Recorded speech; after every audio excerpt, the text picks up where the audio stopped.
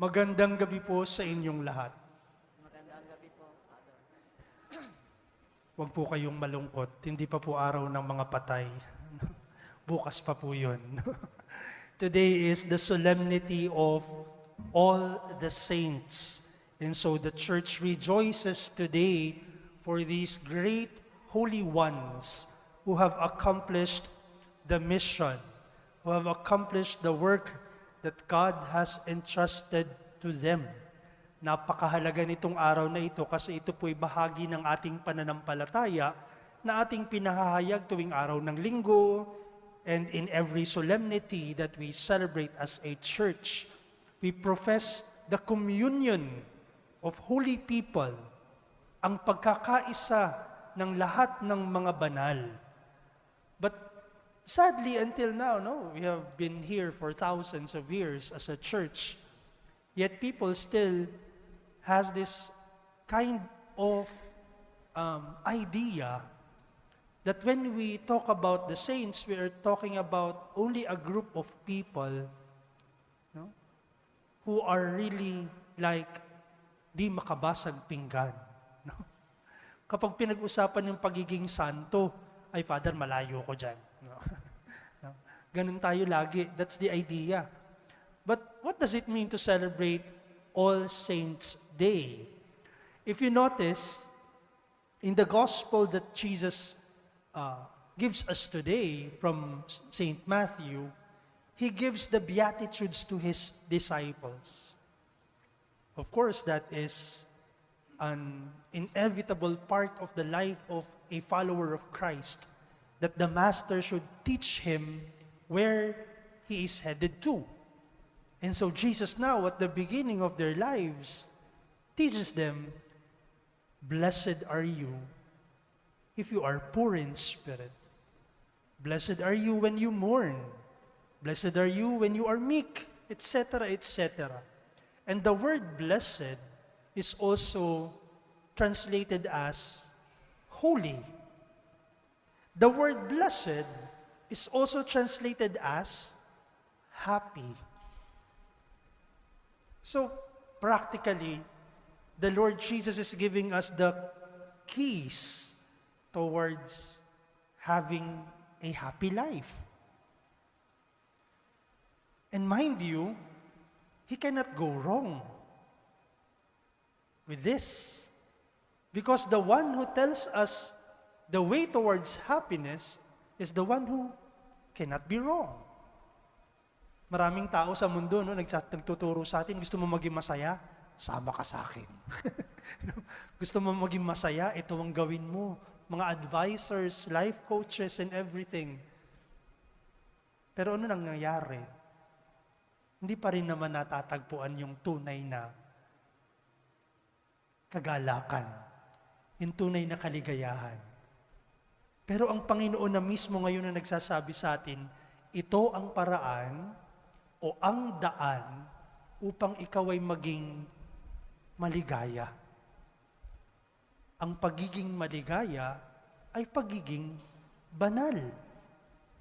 And it is a call not just for a few, but holiness is a call for all of us. Lahat tayo'y tinatawag tungo dun sa uri ng buhay. Dahil kapag ikay malapit sa Diyos, kapag ang Diyos ay nasa iyo, tunay kang maligaya. Wala nang ibang papalit sa Diyos sa puso mo. Wala nang ibang bagay yung makapagdudulot ng parehas na kapayapaan at ligaya o kagalakan na ibinibigay ng Panginoon. But again, how do we approach that idea that saints are those people who are like di makabasag pinggan? I would like to share with you a story about Saint Francis. We know Saint Francis as the saint who prays for peace. Si Saint Francis, kapag tinignan mo talagang, ay, ang bait-bait niya. Kasi sa sobrang kabaitan niya, pati yung mga animals, nakakausap niya. He calls the sun brother sun and the moon sister moon. Even death. Lahat may relasyon. Ganun siya kabait. But there was an instance in the life of Saint Francis. No? And so he established their congregation.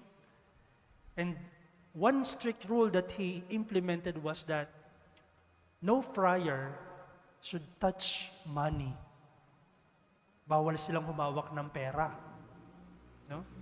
But one time, it was customary during their generation that people would enter the church and in Thanksgiving, they would leave things in the church. Mayroon daw isang babae na pumasok sa simbahan of portion kula at sa kanyang pasasalamat, nag-iwan siya ng coin sa paanan ng krus. And one friar went inside the church and saw that there was a coin at the foot of the cross. And he was scandalized. Sabi niya, naku, hindi pwede ito. Hindi pwede ito. And so the friar took the coin and threw it out of the window. And Francis came to know about it. At nang dumating si Francis, anong ginawa niya? Well, did he just explain to the friar, brother, hindi dapat ganito, dapat ganito ang ginagawa natin. Tapos niyakap na lang niya, tapos ay para walang masama ang loob, walang galit, walang tampuhan, let it go, brush it off. Ganun ba ang ginawa niya? Hindi. Francis called the brother, his brother, and scolded him. And then, he ordered the friar to take the coin by his lips so that this friar may learn something. Cruel, Parang cruel. So being a saint, is not hindi makabasag pinggan. Being a saint rather is this. First, the first word that we should remember today is testimony. Testimony to Christ. A saint is a person who lives his life as a testimony to Christ and His teachings. A saint is not somebody who says, okay lang, sige. Sa maling nasa harapan niya, okay lang, sige.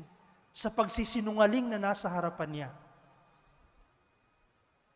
A saint is a person who lives a life of testimony to Christ. That means a life of integrity. He is good, not because he is able to get something out of it for himself, but because that is what the Lord teaches us. Testimony. Testimony. The second word that we should remember is legacy. A saint is somebody who lives something in this world that the world will remember. And I'm sure each one of us here has his own fair share of sentiments in living in a very cruel world. Yung bang mga simpleng bagay na bibili ka sa fast food tapos hindi ka bibigyan ng sukli, mga ganun. O kaya naman, bibili ka sa restaurant, ketchup, di ka bibigyan. Hanggat hindi ka humihingi. Mga ganong bagay. O kaya naman, o-order ka online. Pagdating sa iyo nung in-order mo, iba yung dumating. Logi ka. Mga pananamantala ng mundo. Mga kawalan ng respeto ng tao. Mga hindi pagkilala sa dignidad ng kanyang kapwa. We all have a fair share of the cruelty of this world. And we all pray for a better kind of world. Lahat tayo nagdadasal ng ganyan, Lord, sana mas maayos yung buhay. Lord, sana mas mabawasan yung kasamaan ng ugali ng tao. yung kawalan ng respeto. Lahat tayo may kanya-kanya tayong panalangin na ganyan. Pero sa kabilang banda naman, hindi ba't dapat ay meron din tayong kanya-kanyang pag-aambag? Paanong mareresolba ang kaguluhang ito?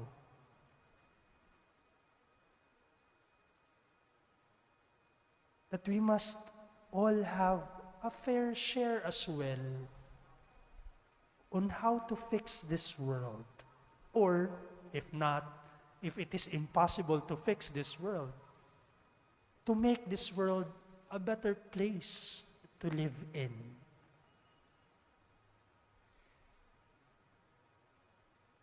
Yung hindi ka matatakot na ipakilala ang sarili mo.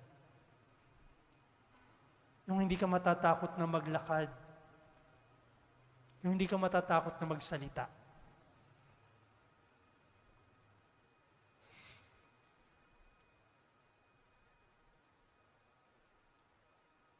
Giving other people opportunities to become happy. Giving people a chance to experience understanding, comfort, consolation, gratitude, respect, no matter where they come from. Kahit ano pang estado ng buhay nila. This is the call towards holiness, my friends. Those saints in heaven whose feast we celebrate today, they are people who left a legacy on earth by their testimony to Christ, by living a life of integrity, by being faithful to the Lord. No, they were not sinless. They were sinful, mind you. Read the stories of the saints. Augustine, for one. No, worse than most of us here. No? But they were able to see, discover, know, and accept Jesus. And as a response to that great grace of God for them, they lived a life of integrity. And so when they died, they left in this world their footprints, making this world a better world. The inspiration that they left us, the teachings, the directions that they have left us, that until now we make use so that we may find our path towards Jesus. There was this story of a priest. Kasi nung araw po, before the Second Vatican Council, a priest cannot celebrate Mass without a relic of the saints. At least isang relic. Doon nagsimula yun, the cult of the saints. No? Dahil nung una, ang mga misa pinagdiriwang sa mga catacombs, sa mga libingan ng mga martir. No? And it became a tradition that the priest, in order for him to celebrate Mass, kailangan may relic siya doon sa altar niya. No? And one time, there was this parish priest who was in a very small church at November 1 na, tapos wala siyang kahit anong relic sa kanyang simbahan kasi ang liit lang ng simbahan niya. No? Maliit lang yung kanyang komunidad, mahirap lang sila, wala silang relics.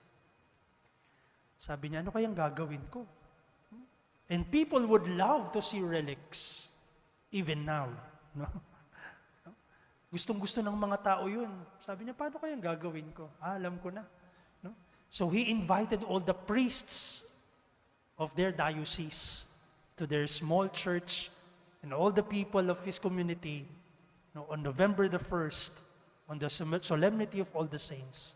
And then he placed at the sanctuary a very old box, similar to those boxes that contained relics of the saints. No?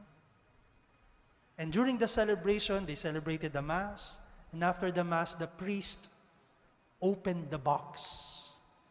He bowed, and then he left. At yung mga tao nandoon, tsaka yung mga pari, ano kayang nandun sa box, no? Sino kayang santo yan? Baka buong katawan ng santo yung nandun sa loob, no? Sabi ng mga tao, pila tayo, pila. Pila sila to venerate, no? At isa-isang sumisilip sa box. May iba na nagulat at umalis agad. May iba na umiyak. May iba na nagtataka. May iba naman na umalis na nakangiti, na nagdadasal. Ano yung nasa loob ng kahon? Well, this priest placed a mirror inside the box. And then there was a note. And the note said, "We do not have bones nor flesh of the ones who passed. But you will surely behold here the face of a great saint whom God is carefully preparing for in the future. Live in such a way that your life will be worth emulating and your name worth venerating. Meanwhile, this box waits for you." Today, my friends, Jesus tells us the same thing. He is telling us the same thing. He is working on each one of us. Be patient with yourself. Understand yourself. And by doing so, be patient with other people as well. You are being formed to become saints as well. Sa gitna ng lahat ng pagkukulang natin, ng pagkakasala natin, hinuhubog pa rin tayo ng Diyos. In your family, how can you form saints? Teach them respect for others. Teach them generosity. Teach them charity, humility. It all begins inside the home. We are all saints in the making. Lahat tayo. Maniwala ka man o hindi. Pag humarap ka sa salamin mamaya, pag uwi mo, sabihin mo yan sa sarili mo. Hinihintay ka ng Panginoon. At dasal natin sa araw na ito, sana sa pagpanaw natin, ang iwan natin sa mundong ito ay isang imahe ng pag-asa at kabutihan at hindi sama ng loob.